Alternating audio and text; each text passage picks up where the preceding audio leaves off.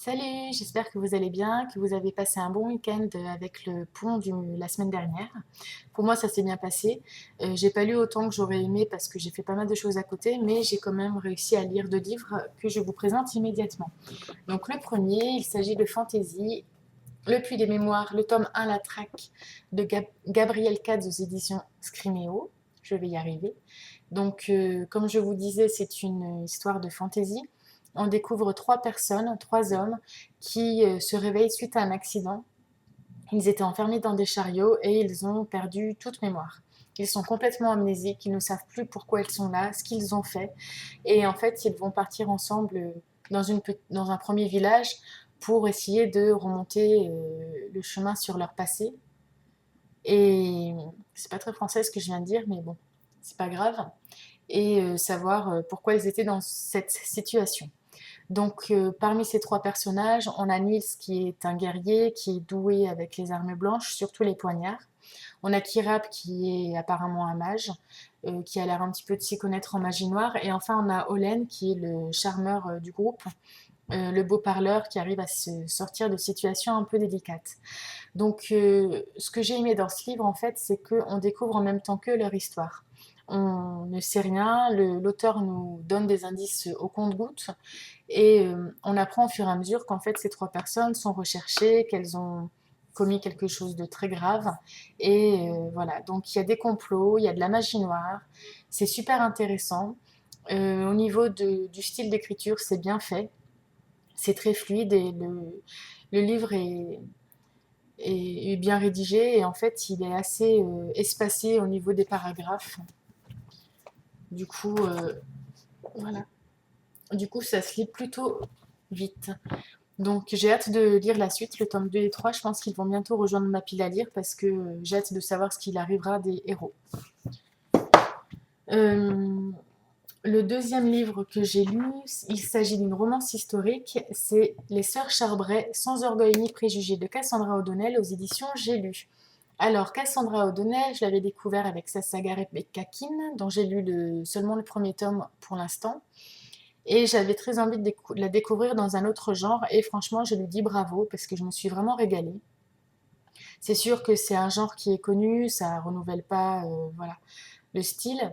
Mais on s'attache vraiment au personnage. Donc, Morgana, qui est l'héroïne, euh, c'est une femme donc, du 19e siècle qui est plutôt une créatrice, une inventrice, une scientifique et qui n'a pas envie de se retrouver enfermée dans les codes du mariage, à élever des enfants et elle préfère vraiment passer sa vie à s'occuper de sa famille et à découvrir ses inventions.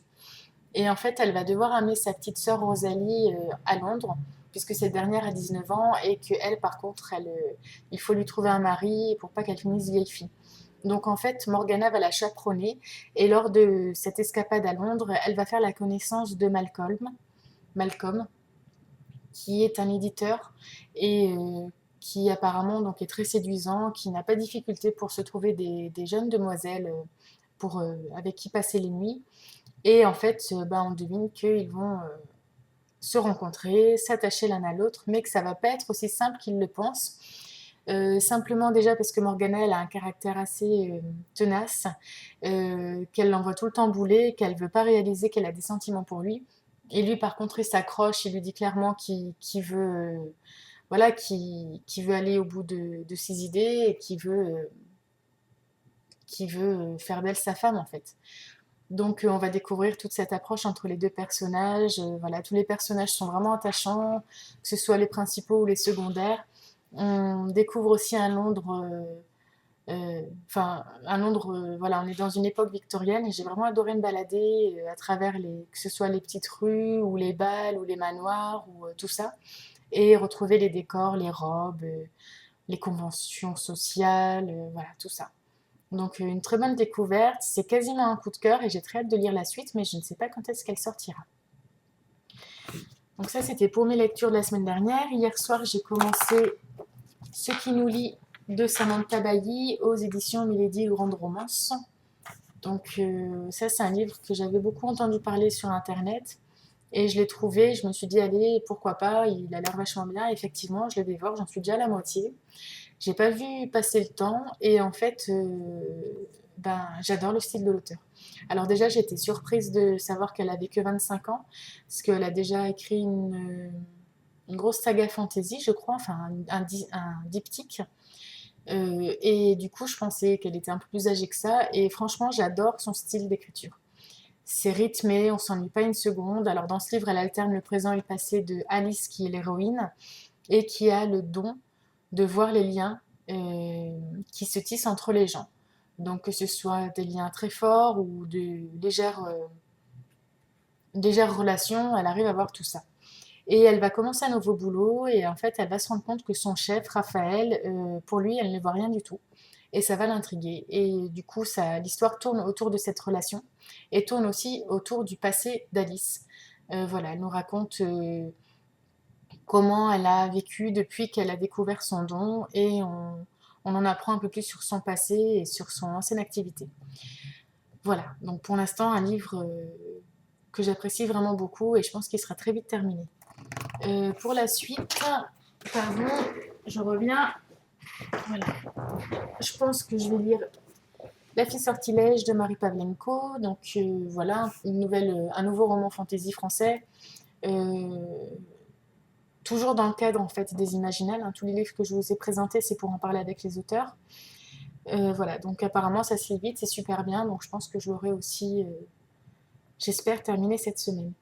Et enfin, j'ai oublié le dernier livre, mais c'est pas grave, je vous présenterai éventuellement si j'arrive à le lire. Je me rends compte que j'ai oublié deux livres en fait.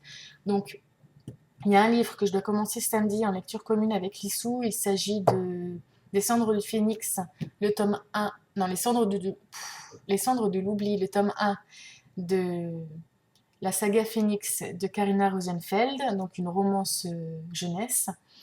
Et l'autre livre que je dois commencer mercredi, donc c'est une lecture commune pour le tome 3 de Vampire Academy de Rachel Mead.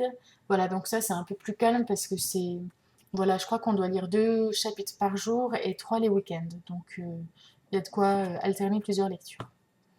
Voilà, c'est tout pour cette semaine. Je vous souhaite une bonne semaine, de belles découvertes livresques et je vous dis à bientôt. Bye.